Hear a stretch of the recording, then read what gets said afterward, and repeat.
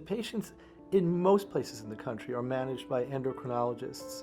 In our practice, for the first year or two, it's co-managed. Me and the surgeons, you may see me once a year, you see the surgeon once a year, but you see us at opposite times. And we have a shared plan about how we do follow-up. I don't know that I represent all surgeons, but thyroid cancer patients have a very good relationship with their endocrinologists. I've never seen anything like when an endocrinologist retires or moves or passes away, the responses from their patients are like a president died. There's a relationship there that is so tight. And so they come to see me and they often say, now, how does this work? What's the interaction between you two? And we spend a good amount of time in that first visit to say, here's what the surgeon's part of the story is. Here's my part of the story. These are the things that I'm going to take care of. Am I going to need more surgery? Am I going to need more radioiodine? And it really depends on, again, that response to therapy. My patients, I tell them in the recovery room and as they leave the hospital to make sure they move their necks. Bleeding into the neck is the one that threatens life. And it happens within 6 hours of surgery, and some very old-fashioned boy, I keep my patients overnight for that reason only, and I've never ever had to use that as a valid reason for staying. Who's going to adjust the calcium? Who's going to adjust the synthroid?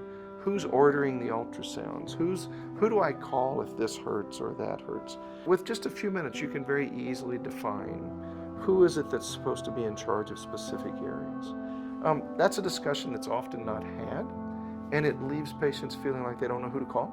I see my patients a week after surgery. I've learned a long time ago that if you ask a patient if he or she is feeling okay, they will say yes, even if the answer is no. If you ask them what's wrong, you get a completely different response. I do need to know if they're having any of the symptoms of hypocalcemia, the mild ones from fingertip tingling, mouth tingling, to the severe ones where their muscles are cramping or their heart's beating irregularly. Need to know. That's an absolute emergency.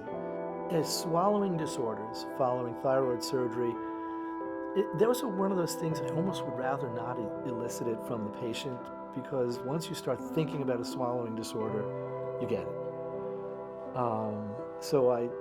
If they volunteer it, I listen. If they don't volunteer it, I ask about a month later when I see them again. After surgery, no direct sun exposure, no heat lamps, sun lamps, no sitting by the poolside with a hat on because the light reflects off the water surface. What's going to happen to me next?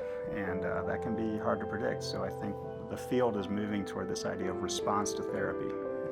And that's going to be important. You know, if you have very aggressive disease up front, but a great response to therapy, a great surgery, and a good response to radioiodine, you're probably going to do well.